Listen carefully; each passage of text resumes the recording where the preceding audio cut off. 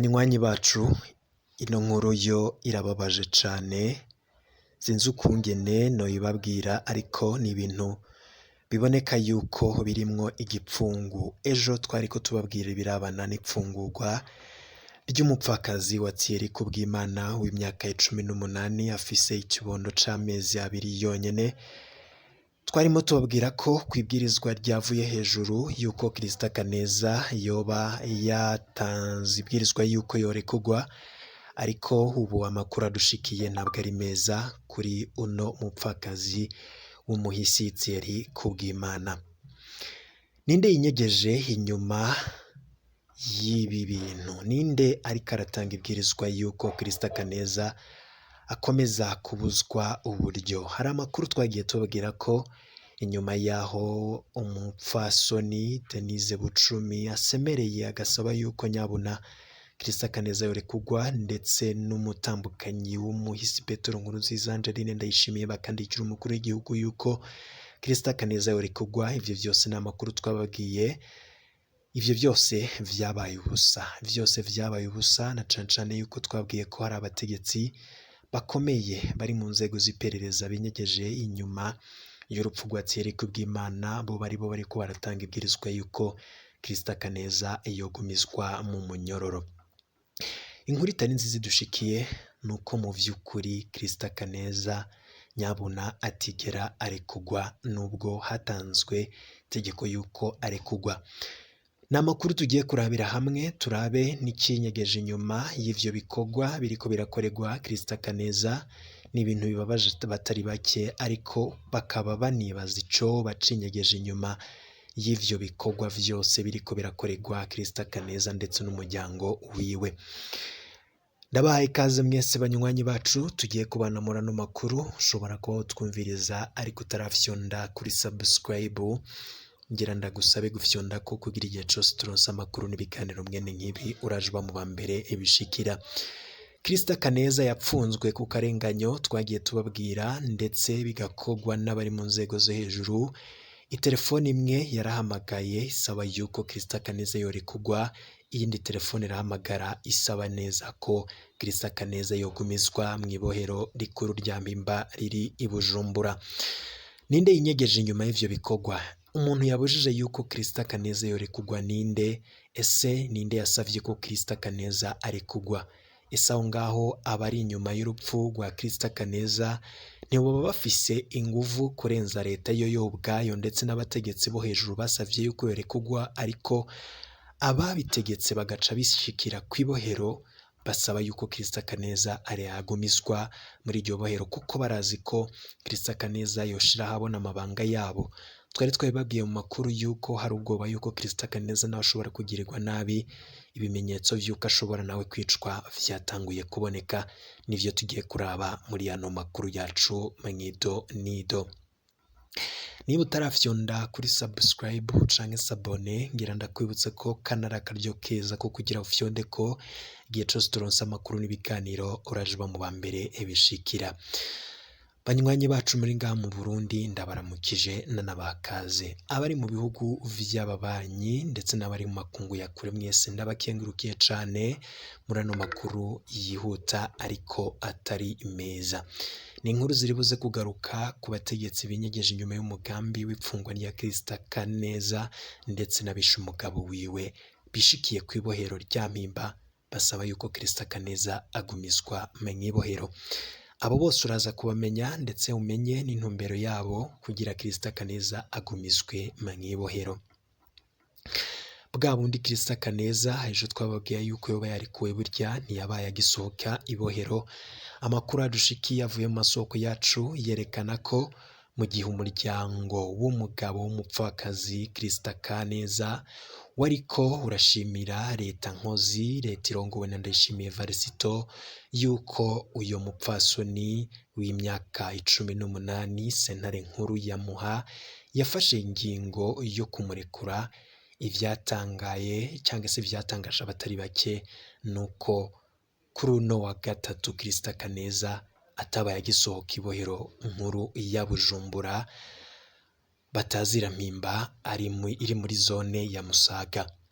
ino nkuru ibabaje ndetse yatanguye kuvugisha abatari bake nuko ikete ryo kumurekura ryabaye rigishika mu ibohero rikuru rya Mpimba, hakaba haraciye hatangwa irindi tegeko yuko adasohoka iryo bohero.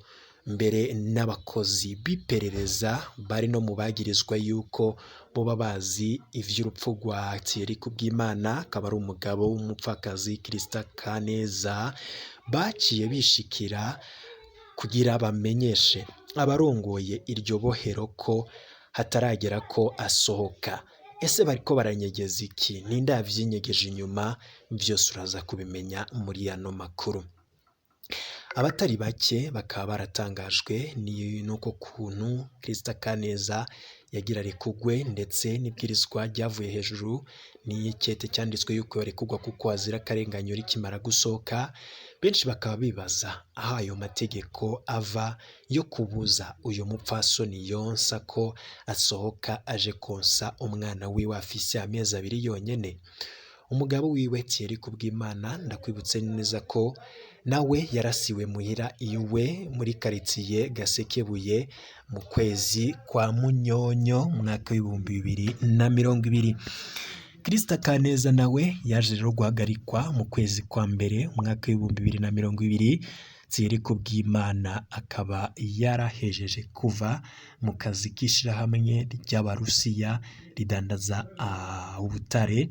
Christa Kaneza rero akaba yaciye yagirizwa kuba yarateguye igandagurwa ry'umugabo wiwe, ariko navyemeza bishemeye abarundi baronka mu gihe bakiri abageni yuko uyo Christa Kaneza yoba yaragize uruhara n'igandagurwa ry'umugabo wiwe. Mu makuru dufise nuko Christa Kaneza ndetse n'abishe umugabo we Thierry Kubwimana bafise icoba yuko Christa Kaneza ahejeje kurekugwa yoca ashira habona amabanga kuko arazi neza bamwiciye. Gutyo rero abo bategetsi b'ibihangange muri leta ya CNDD-FDD bakaba boshigwa ahabona ndetse bagakurikiranwa. Gutyo rero ngo bariko barakora ibishoboka vyose kugira Christa Kaneza ntakugwe mwibohero, kuko barazi neza yuko vyoba ari ivyago kuri bo igihe cose Christa Kaneza yoba arikuwe.